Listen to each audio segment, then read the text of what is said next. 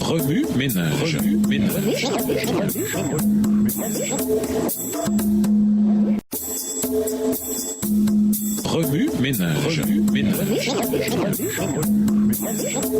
Bienvenue dans votre émission Remue ménage. Nous voilà la leçon de dimanche, les piliers de notre unité, le salut en Jésus. Lisons Acte 10, verset 43. Acte 10, verset 43. Tous les prophètes ont parlé de lui en disant que tout homme qui croit en lui reçoit par lui le pardon de ses péchés. Le plan du salut existe depuis l'aube de l'humanité. Dieu avait un plan pour délivrer son peuple du péché et du néant spirituel. Cela ne pouvait se produire que par le Christ. Par la foi en Christ, nous sommes sauvés de la mort éternelle. Conséquence ultime du péché, le Christ a fourni le sacrifice parfait pour l'expiation de nos fautes. Au commencement, Dieu créa un univers parfait, harmonieux et rempli d'amour. Cependant, la rébellion dans le jardin d'Éden entraîna la séparation d'avec Dieu. Mais dans son amour et sa miséricorde infinie, le Créateur trouva un moyen de réconcilier l'humanité avec lui-même. Seul le sacrifice parfait du Christ pourrait payer la rançon du péché.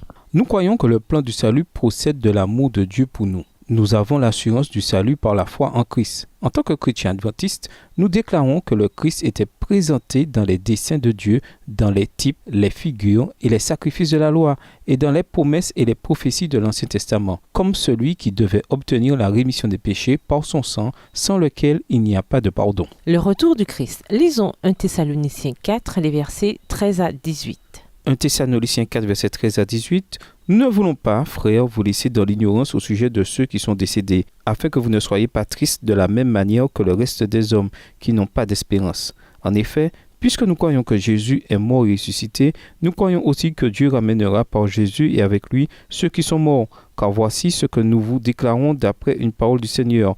Nous qui serons restés en vie au moment où le Seigneur viendra, nous ne précéderons pas ceux qui sont morts. En effet, au signal donné, sitôt que la voix de l'archange et le son de la trompette divine retentiront, le Seigneur lui-même descendra du ciel, et ceux qui sont morts unis au Christ ressusciteront les premiers. Ensuite, nous qui serons restés en vie, à ce moment-là, nous serons enlevés ensemble avec eux dans les nuées pour rencontrer le Seigneur dans les airs. Ainsi, nous serons pour toujours avec le Seigneur. Encouragez-vous donc mutuellement par ces paroles. Le retour du Christ insuffle l'espoir à un monde désespéré. Sans lui, le christianisme perdrait tout son sens. La Bible, dans plusieurs cas, nous donne l'assurance que le Christ peut revenir n'importe quand. Par conséquent, notre niveau de préparation est vraiment important. L'apôtre Paul, conduit par le Saint-Esprit, fait la lumière sur ce sujet. Les Thessaloniciens savaient que le Christ reviendrait un jour. Cependant, ils s'inquiétaient au sujet de leur bien-aimé qui s'endormirait avant le retour du Sauveur. Paul chercha à répondre à leurs questions en se focalisant sur le statut des croyants qui mouraient avant que le Christ revienne. Il déclara qu'il y a une différence entre la façon dont les croyants et les incroyants gèrent le deuil. 1 Thessaloniciens 4, verset 13. Par la foi en Christ, nous avons la bienheureuse espérance qu'à son glorieux retour,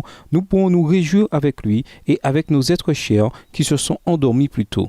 La résurrection est donc une promesse sûre. 1 Corinthiens 15, versets 51 à 54. Lorsque la mort frappe, notre rôle consiste à encourager nos frères et sœurs dans la foi par le message d'espérance. Rassurons-les en leur disant que lorsque notre cœur cesse de battre, nous nous reposons temporairement en attendant le son de la dernière trompette. Autant la mort nous chagrine, autant le retour du Christ chasse tout doute de notre esprit. Les enfants de Dieu sont tristes et cependant ils se réjouissent toujours. L'œil de leur foi peut voir l'éclatante lumière percer le nuage, même celui de la plus pénible épreuve terrestre. Les chrétiens ne refusent pas de verser des larmes, mais ils ne refusent pas non plus de les sécher quand le Sauveur le leur ordonne. Le ministère du Christ dans le sanctuaire céleste. Lisons Hébreux 8, verset 6. Hébreux 8, verset 6. Mais maintenant, c'est un service bien supérieur qui a été confié à notre grand prêtre, car il est le médiateur d'une alliance bien meilleure fondée sur de meilleures promesses. L'Épître aux Hébreux nous fournit un récit détaillé de ce que le Christ a fait depuis qu'il est monté au ciel.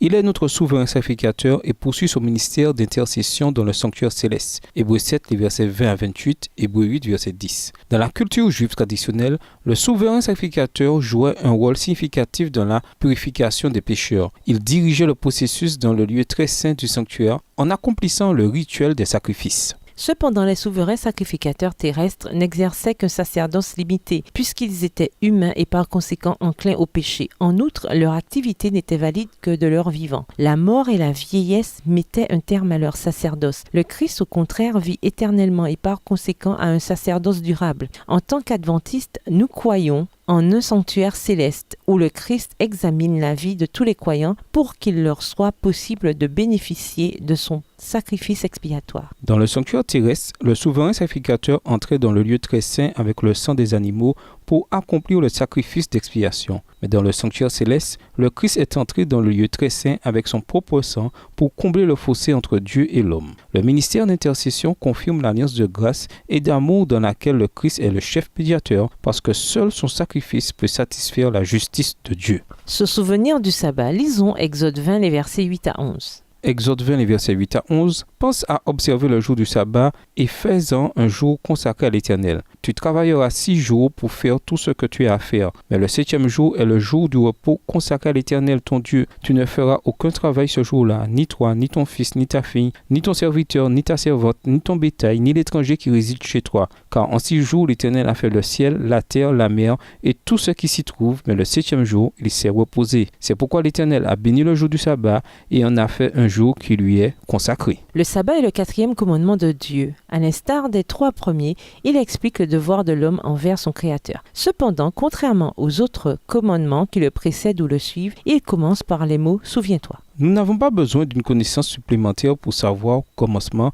Dieu établit le sabbat. Genèse 2, verset 2. Dieu veut que nous consacrions en tant que ses enfants le jour du sabbat à son service et s'attend à ce que nous l'observons sans condition. Au jour de Jésus, les dirigeants juifs adaptaient le jour du sabbat à leur propre préférence. Marc 2, les versets 23 et 24. Le Christ accomplissait la loi du sabbat lorsqu'il permettait des actes de compassion en ce saint jour. Jésus leur dit encore, « Le sabbat a été fait pour l'homme n'a pas été fait pour le sabbat. Voilà pourquoi le Fils de l'homme est maître même du sabbat. » Marc 2, les versets 27 et 28. Cela ne veut pas dire que nous pouvons nous lancer dans le plaisir, la volupté et la vanité le sabbat. Faire du commerce, verser des salaires, régler des comptes, rédiger des lettres d'affaires, étudier des sujets terrestres, faire des visites insignifiantes, des voyages ou tenir des propos légers ne sanctifie pas ce saint jour. Le sabbat du Seigneur devrait être un jour de repos du travail terrestre et un repos dans le service de Dieu. Premier ménage, sachant que le Christ peut revenir à n'importe quel moment, comment nous préparer le mieux possible alors que nous vivons encore en ce monde?